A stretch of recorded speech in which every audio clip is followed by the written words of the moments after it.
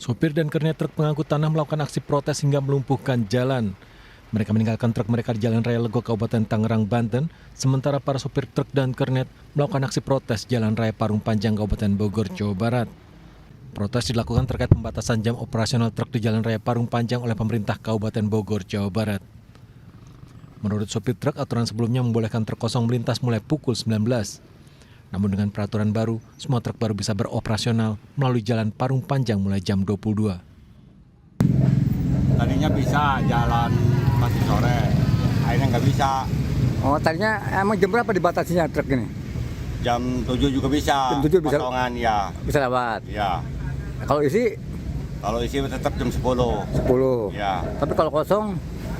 Biasanya jam 7 udah bisa lewat. Nah, sekarang ngamprok jam 10. Akibat aksi para sopir truk tanah Jalan Raya Legok lumpuh, keadaan ini tidak hanya mengganggu aktivitas warga, juga distribusi bahan kebutuhan pokok dan strategis.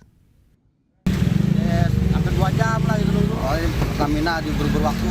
oh gitu. Takutnya si isiannya juga surut. Gitu. Surut lah. Kelamaan di jalan. Para sopir mengancam aksi demo blokade jalan akan terus dilakukan hingga tuntutan mereka dikabulkan. Dari Kabupaten Tangerang, Banten, Aimarani, iNews melaporkan. Pemirsa, kita awali dengan informasi pertama di mana sepasang suami istri tewas tertimpa tebing yang longsor di Wonosobo, Jawa Tengah. Longsor dan banjir terjadi akibat hujan deras mengguyur kawasan tersebut.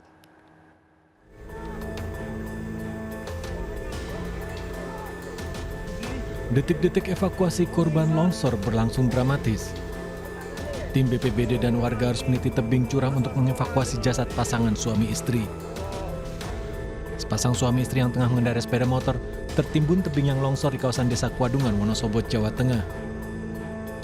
Kedua korban tewas atas nama Pujianto dan Nani berhasil dievakuasi setelah 2 jam pencarian. Longsor terjadi saat hujan deras melanda kawasan Desa Kuadungan. Saat kejadian ada 4 orang melintas jalur tersebut. Namun pasangan Pujianto dan Nani tak dapat menyelamatkan diri dan terseret material longsor dalam jurang sedalam 20 meter bersama sepeda motornya. Kendaraan masuk ke jurang sedalam 20 meter karena tersangkut tebing yang longsor itu sehingga pengendara dan kendaraan ikut terperosok ke jurang. Ada berapa kendaraan Pak yang terkena longsor Pak? Yang kena terlongsor kebetulan dua kendaraan. Warga tengah membersihkan material longsor dari jalan. Beberapa pohon terpaksa ditumbangkan untuk mencegah longsor susulan. Dari Wonosobo, Jawa Tengah, Didik Dono Hartono, iNews melaporkan. Pemirsa, polisi menetapkan ayah dari keempat anak yang ditemukan tewas di rumah kontrakan di Jagakarsa, Jakarta Selatan sebagai tersangka pembunuhan. Penetapan tersangka usai polisi melakukan gelar perkara.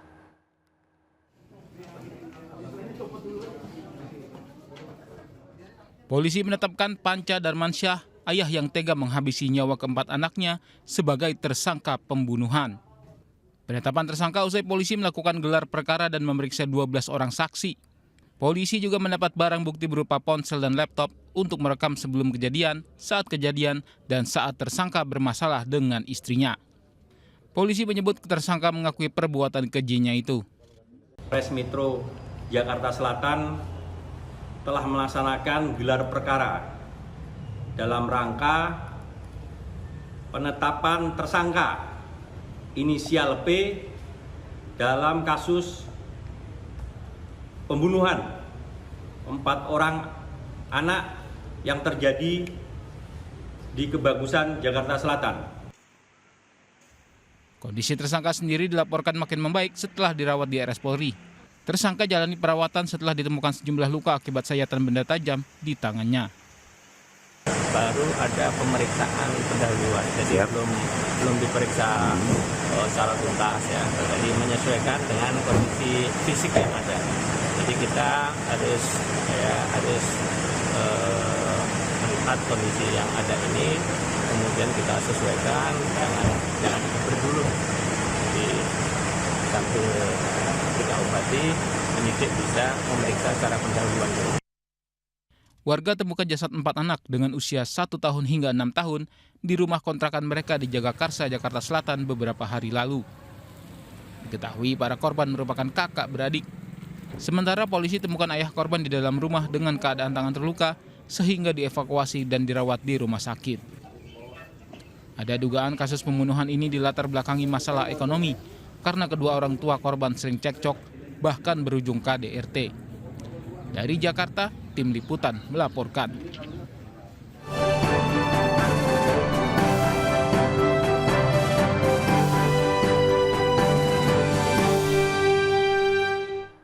Pemirsa, calon presiden nomor urut 1 Anies Baswedan memantau harga sembako di Pasar Kebo Kuningan, Jawa Barat. Anies juga bersilaturahmi dengan para pendukung dan para ulama. Setelah menemui para pedagang dan pembeli Pasar Kebo Kuningan, Anies Baswedan berkunjung ke rumah adat Kuningan yang merupakan patilasan Eyang Hasan Maulani, salah seorang pejuang dari Kuningan. Anies beserta rombongan diterima oleh para ulama sepuh dan keturunan Eyang Hasan Maulani. Mantan Gubernur DKI Jakarta tersebut memohon restu kepada para ulama untuk maju dalam Pilpres 2024.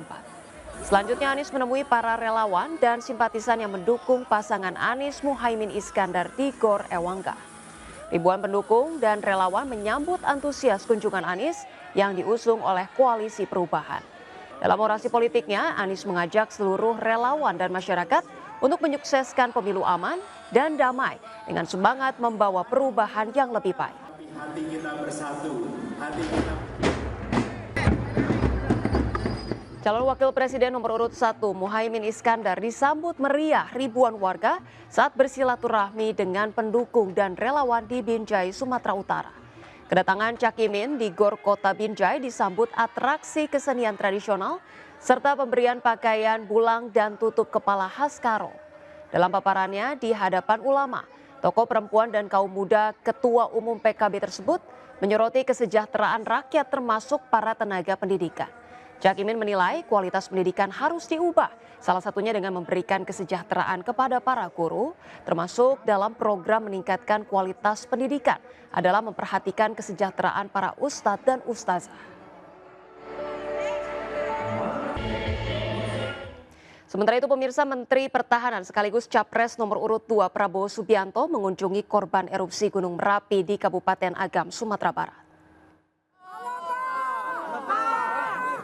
Prabowo mengunjungi posko evakuasi korban bencana erupsi Gunung Merapi di kawasan Batu Palano, Kabupaten Agam.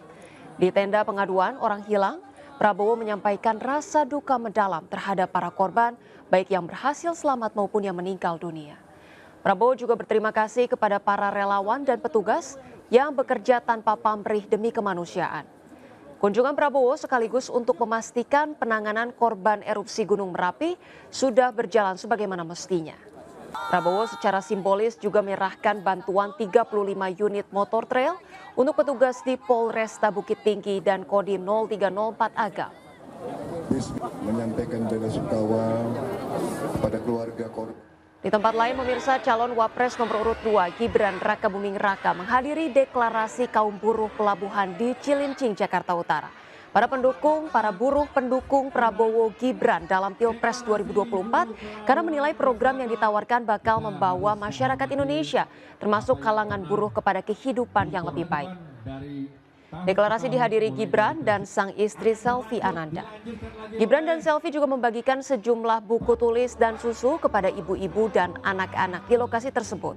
Dalam pidatonya, Gibran mengatakan akan memprioritaskan rakyat kecil, termasuk buruh pelabuhan, untuk segera mendapatkan sertifikasi profesi. Kesejahteraan keluarga termasuk ibu dan anak-anak juga menjadi prioritas Prabowo Gibran. Selain itu, Gibran mengajak gotong royong mempercantik tampilan Rusun Cilincing. Pemirsa, calon presiden nomor urut 3 Ganjar Pranowo menghadiri kuliah kebangsaan di kampus Universitas Muhammadiyah Cirebon, Jawa Barat.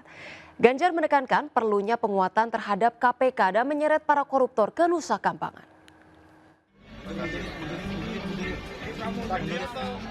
Kunjungan Ganjar Pranowo ke kampus Muhammadiyah Cirebon, Jawa Barat disambut para sivitas akademika.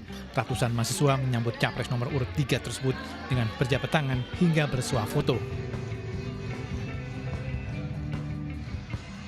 Ganjar menghadiri kuliah kebangsaan sekaligus berdialog dengan para mahasiswa termasuk soal pemberantasan korupsi. Ganjar menilai perlu tindakan ekstra, diantaranya penguatan terhadap lembaga KPK dan membuat KPK semakin independen hingga menyeret para koruptor ke Nusa Kambangan. Bikin KPK makin independen dan kita bawa pejabat yang koruptor ke Nusa Kambangan agar kemudian dia bisa memahami, mengerti untuk tidak melakukan. Saya kira itu yang bisa kita dorong agar orang bisa tobat untuk tidak melakukan itu. Rakyat para betul dan pasti situasi ekonomi akan memburuk karena korupsi. Ganjar menyatakan perilaku koruptif oknum pejabat bisa berdampak pada pendapatan dan penerimaan negara. Dari Cirebon, Jawa Barat, To Iskandar melaporkan. Ya, sementara di Bandung, Jawa Barat, calon wakil presiden nomor urut 3 Mahfud MD menghadiri peringatan Hari Anti Korupsi Sedunia. Mahfud menegaskan pemberantasan korupsi harus dilakukan secara benar dan sungguh-sungguh.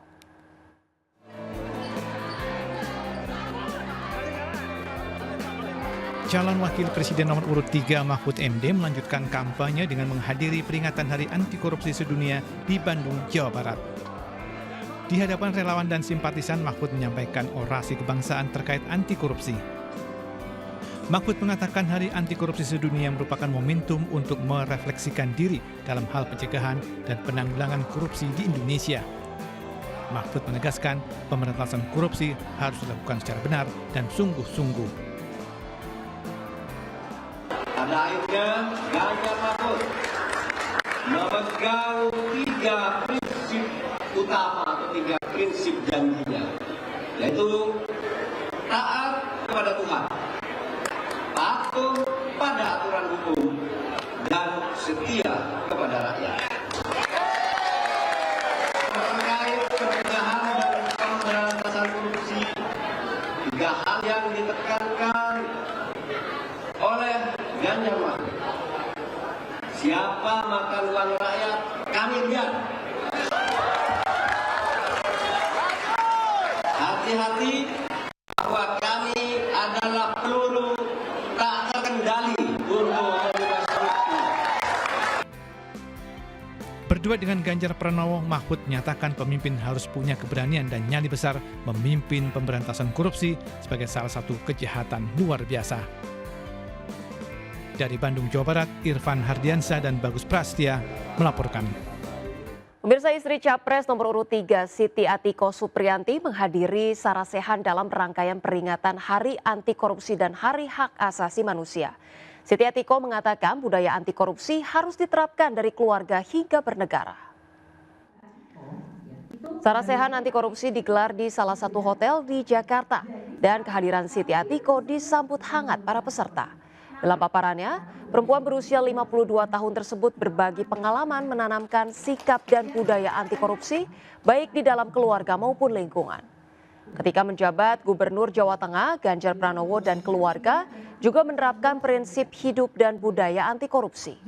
Atiko menegaskan, anti korupsi bisa dimulai dari hal-hal yang sederhana, termasuk tidak menerima hadiah atau gratifikasi terkait dengan jabatan yang diemban pasangan di semua level jabatan. Saat berkunjung ke pameran, misalnya Ganjar dan keluarga juga selalu membayar produk yang dibeli, bukan menerima gratisan dari pedagang.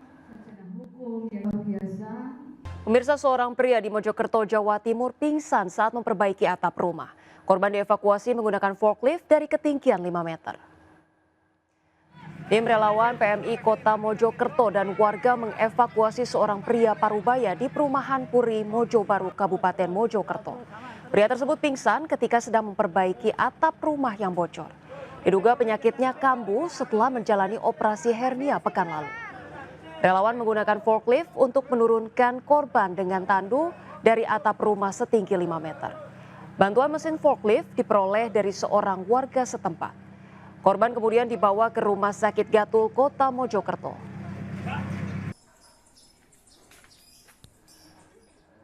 Pemirsa, seorang komika asal Lampung diduga menghina nama Nabi Muhammad dalam acara kampanye Capres Anies Baswedan di Bandar Lampung. Mengundang kontroversi, komika Aulia Rahman diamankan polisi dan dimintai keterangan. Coba lo cek penjara, ada berapa nama yang namanya di penjara? Kayak penting aja nama sekarang. Inilah potongan video viral terkait materi stand up yang dikeluarkan komika Aulia Rahman yang diduga menghina Nabi Muhammad SAW dengan mengatakan banyak orang bernama Muhammad yang dipenjara. Video diambil saat komika tersebut tampil di sebuah kafe di kawasan Sukarame, Bandar Lampung dalam acara kampanye Capres Anies Baswedan.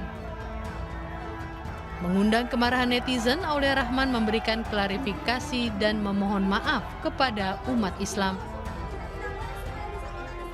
Warahmatullahi wabarakatuh. Saya ingin mengklarifikasi dan memohon maaf atas video yang beredar baru-baru ini terkait dengan materi saya di acara Desak Anies. Di materi tersebut saya tidak ada maksud sama sekali menyindir Nabi Muhammad SAW.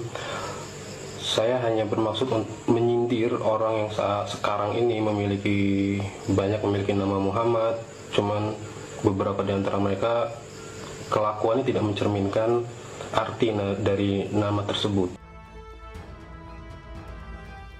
Presiden Komunitas Stand Up Komedi Indonesia, Ajis Doa Ibu, menanggapi viralnya video dan turut memohon maaf kepada seluruh umat Islam di Indonesia. Menyikapi kasus ini, Forum Komunikasi Pondok Pesantren Kota Bandar Lampung mengancam Aulia Rahman akan menempuh jalur hukum. Kalau sampai tidak ada niat baik Aulia Rahman untuk minta maaf oleh tokoh-tokoh agama, maka saya, Ketua Forum Pondok Pesantren Bandar Lampung, akan melaporkan resmi sebagai jalur hukum penistaan agama ini. Ini udah masuk delik penistaan agama. Polda Lampung kini tengah memeriksa Aulia Rahman terkait dugaan penghinaan nama Nabi Muhammad SAW tersebut. Dari Bandar Lampung, Andres Afandi melaporkan. Pemirsa Anda yang sedang berwisata ke Candi Borobudur di Magelang, Jawa Tengah, hotel mewah yang satu ini bisa menjadi pilihan menginap. Memiliki bangunan dengan konsep Candi Borobudur, hotel terletak di dekat pegunungan Menoreh, di mana suasana sejuk sangat terasa.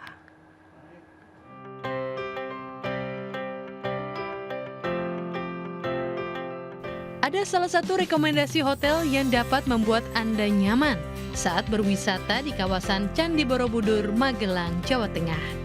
Yakni sebuah hotel yang terletak di kawasan Sawah, Kecamatan Borobudur. Tak hanya mewah, hotel ini juga strategis karena lokasinya yang hanya 5 menit dari Candi Borobudur. Pengunjung pun bisa melihat bagian atas Candi Borobudur dari lokasi hotel. Bangunan hotel nampak seperti stupa Candi Borobudur karena sengaja dibuat lantaran sang pemilik terinspirasi oleh Candi Borobudur dan ingin memberikan kesan tersendiri bagi para tamu yang menginap. Tidak hanya bangunan seperti Candi Borobudur, menu di restoran hotel ini juga mengutamakan hidangan Nusantara. Sebetulnya saya menikah orang Borobudur, kemudian dengan keluarga dari Swiss, mereka visit candinya, dan waktu itu saya temanin tapi agak blank sedikit sambil lihat Buddha di dalam stupa. Dan saya pikir kok sampai sekarang, sampai saat ini belum ada rumah dengan bentuk stupa, padahal itu sebuah warisan dari kebudayaan dan arsitektur di Borobudur.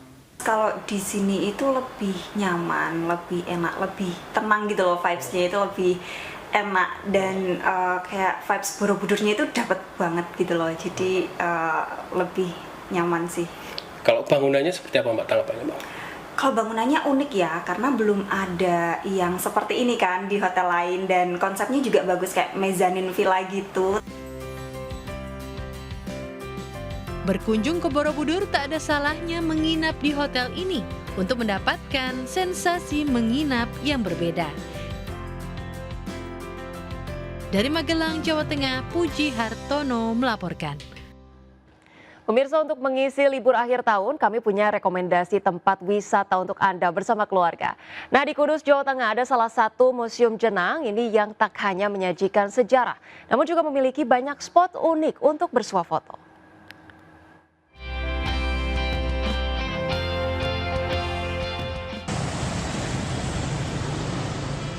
Berbeda dengan museum kebanyakan, sebuah museum di Kudus, Jawa Tengah menghadirkan suasana berbeda bagi para pengunjung.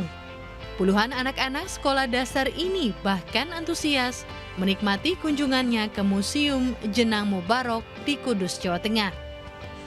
Tak hanya belajar sejarah kota Kudus, mereka juga bisa mengenal hal-hal lainnya, seperti miniatur Menara Kudus dan Rumah Joglo khas Jawa Tengah. Di tempat ini Anda juga bisa menemukan proses pembuatan jenang, mulai dari alat pembuatan jenang hingga asal-muasal jenang itu sendiri. Ada juga berbagai mainan anak tempo dulu, hingga kapal yang sangat terkenal yang dijadikan pengangkut tembakau pada zaman pendudukan kolonial Belanda. Nah, kita coba membuat museum dengan mengalihkan pandangan seperti itu. Jadi pandangan di Museum Jenang, kalau orang masuk ke Museum Jenang akan merasa berbeda. Kita disajikan oleh beberapa sejarah dari Jenang, ada sejarah dari kota Kudus, kemudian ada spot-spot yang kita bikin instagramable atau untuk anak muda cocok buat foto-foto, seperti itu. Untuk harga tiket masuk, Anda hanya perlu menyiapkan Rp10.000 saja. Sangat cocok bagi Anda yang akan bersiap untuk menghabiskan masa liburan akhir tahun bersama keluarga. Dari Kudus, Jawa Tengah, Lazarus Sandi melaporkan. Pemirsa, bagi para pecinta durian, musim buah yang satu ini tentu selalu dinantikan. Apalagi kalau bisa makan gratis sepuasnya dan bisa dibawa pulang. Nah, kegiatan inilah yang kembali digelar MNC Finance dan MNC Leasing dalam Durian Vaganza.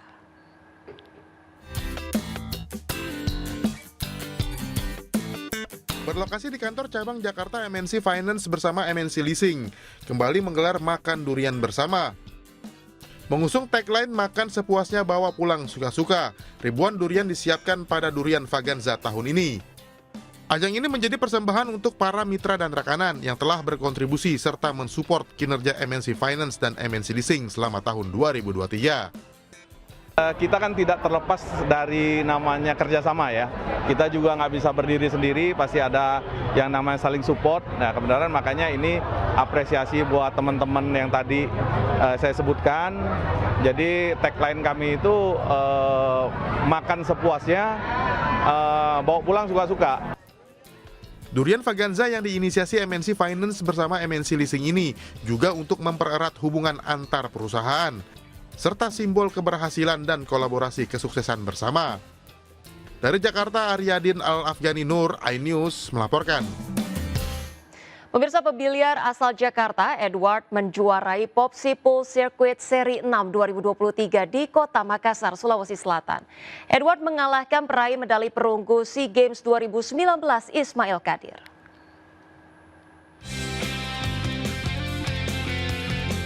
Final Popsi Pool Circuit Seri 6 2023 yang digelar di Kota Makassar, Sulawesi Selatan berlangsung sengit. Pembiliar asal DKI Jakarta, Edward menantang pembiliar tuan rumah dari klub JRX Sulsel, Ismail Kadir yang tidak lain adalah salah satu pembiliar unggulan nasional.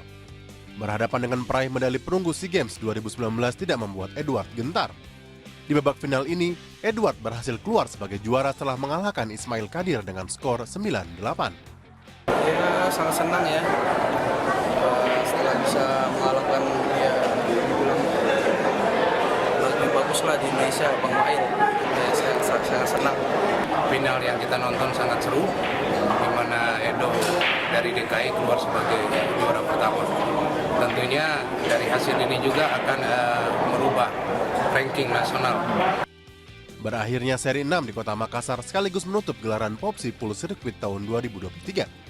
Selanjutnya, para pembiliar tanah air yang masuk top 10 ranking nasional akan mempersiapkan diri mengikuti ajang Indonesia International Open 2024. Dari Makassar, Sulawesi Selatan, Leo Muhammad Nur, iNews melaporkan.